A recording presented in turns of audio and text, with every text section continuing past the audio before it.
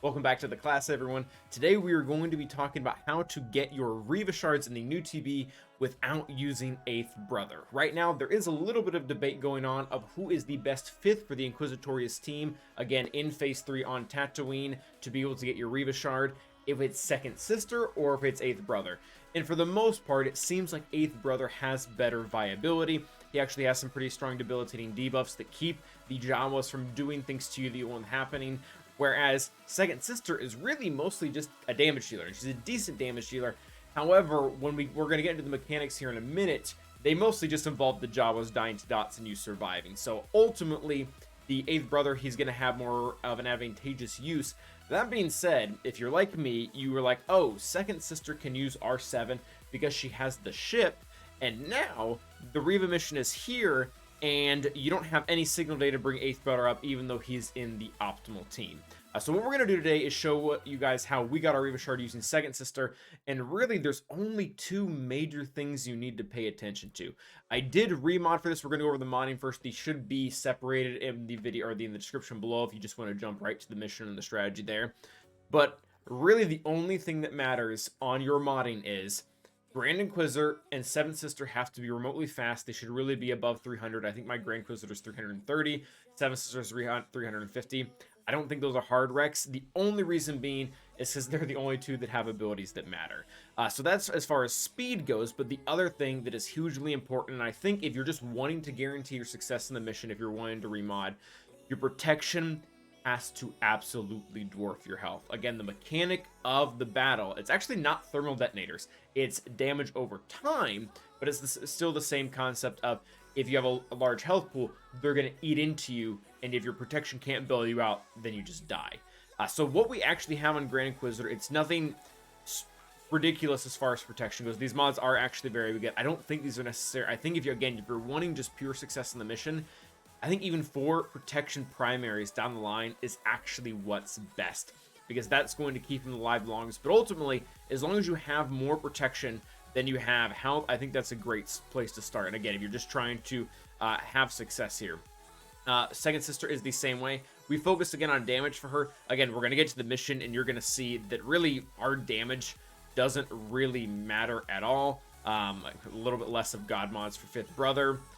Again, this character, we actually try to be more proactive here in giving him protection. Speed is important-ish on these guys. It's kind of a double-edged sword, because on one hand, oh, you want them to get their abilities, and you're like, Calvin, I don't have plus 25 mods to give him. He has some plus 15s too, and really, the issue with him taking too many turns, not just 5th Brother, but the entire team, is the more turns they take, the more dots they accumulate, and the more damage they take from those dots. You kind of want the Jawas to be outrunning you in a lot of respects, so that they're just continually getting dots and taking damage. 7th Sister, again, this I do think her speed's fairly important. Probably doesn't have to be 350, 330 or something in that ballpark, is again probably just fine. And again, going to the focus of she really needs to have as much protection as possible. Protection has to dwarf her health, which is actually really hard for her because her health is kind of decent. 9th Sister, don't really think speed is important at all. If we actually go into her mods, I don't think I gave her more than plus 15s here and there. I guess she has a plus 19. But even protection primary on the arrow, because when those dots come, you need to be able to stop them. So that being said, let's go ahead and go to the footage of the actual fight here. We're going to take this a little bit slower than we take most videos, because I want to talk a little bit about our thought process as we're going into it. So the first rule, and I talked about this at the beginning, is you need to make sure you have every mod for protection over health. The second rule is knowing when to use Grand and 7th Sister's abilities. They have long cooldowns. We don't have any way to really reduce the cooldowns, so you have to use them wisely. From the very beginning here, I'm contemplating, all right, do we want to use the protection heal? Because we've all lost, about 30% protection. I don't ultimately decide not to, because the team doesn't really have a great way to get protection back on the rest of the team. So for this first move here, we're actually going to go for the kill on Chief Nebbit using, I believe, Ready to Die. It's the last special. We're not going to use the ability block in the cleanse. Very important. If you burn the cleanse immediately, you don't have it later, and the Jawas will outlive you, because these dots just keep stacking every single turn we take. 5th Brother, I thought it was wise to be able to dispel the buffs here. They have a lot of offensive buffs right now with crit damage as well as offense, so it's just in our best interest to clear those as soon as possible.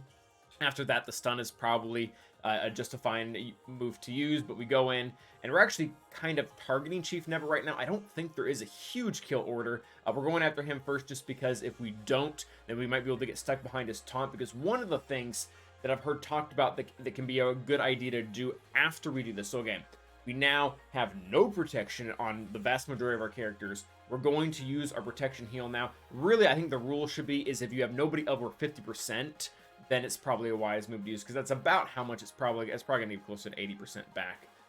And we want to target the most important character here, which is Grand Inquisitor.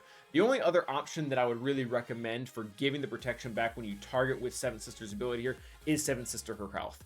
Really, because if one of the two of them dies, you really don't have a shot in either the first wave or the second wave for that matter. But yeah, as you can see, we're contemplating this quite a bit here to make sure we get it right. I do not want to lose out on my first Reva shard, especially because this is, you know, useful content, especially if we get past the first wave and into the second wave. But spoiler alert, the first wave is actually the challenge here. If you can get to JMK, you can pretty much just button mash. That being said, we are going to be able to come in here and use our ability onto Grand Inquisitor. One of the things that I was looking up right there was to make sure that Grand Inquisitor's equalization doesn't actually counteract everything, and it doesn't. So we were able to go ahead and use the cleanse because we were over. I think the limit you really want to look at is if you have more than 6 dots. Now, there's another trick you can kind of do. I said you couldn't reduce cooldowns. One thing you can try to do, I didn't accomplish here, and I'm not even sure if it is that accomplishable, is Grand Inquisitor is going to get a bonus turn every single time any enemy hits 6 stacks of Purge. So in an effort to get him to take more turns, whether it being him fast or not, you can be trying to hit the enemies to have to 6 stacks of Purge. And that was actually one of the reasons why we tried to kill Chief Nebbit first, because if you're stuck behind Chief Nebbit, he can only get 6 stacks of Purge once, and then you're going to have to target these other ones. As you can see, that ultimately didn't end up mattering a lot, because they're about to die. They have 15 stacks of dots on each other, and our Grand Inquisitor is still 3 turns away from getting the cleanse. So I really don't think him getting back to his cleanse a second time is going to be that viable an option. Second Sister actually comes in and does damage. Make sure to leave the Bounty Hunter alone. He's not really doing anything for you.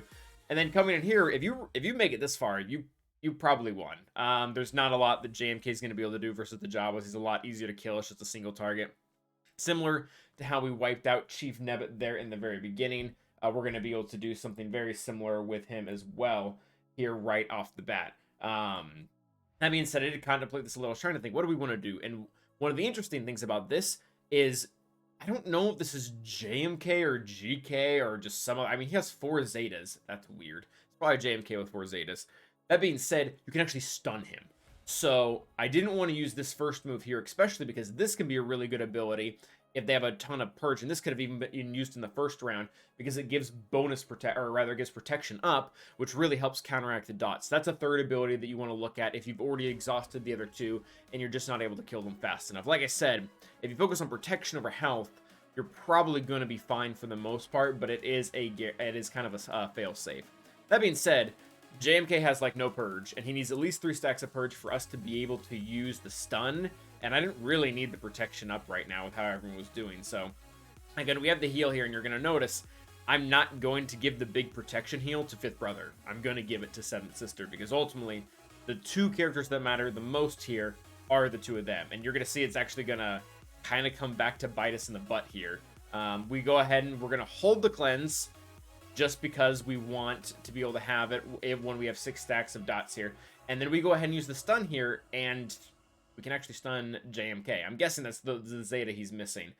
Really want to go for the taunt here, just so I guess the Bounty Hunter doesn't get a hit in on our guy. Again, we don't have that many stacks of whatchamacallit, so we go for the turn meter drop, as well as the damage with Torture. And then again, it's, yeah, JMK just kind of gets obliterated here, and there's not a whole lot they can do. Again, we hit these exactly 7 dots or so, and we get the kill on JMK, and we get our Reva shard. So that is pretty much going to be it. If you guys want to let me know what you thought about the mission in general, if you really think Second Sister is that much of a hindrance compared to 8th Brother, if there's other RNG factors that we missed, maybe something that actually is more important in the turn order for what it's worth, you can go back and kind of check the modding, but we do have our 7th Fastest, then our 5th Brother, and then our Grand Inquisitor. That's just kind of the general overall best setup for the Inquisitors as a whole.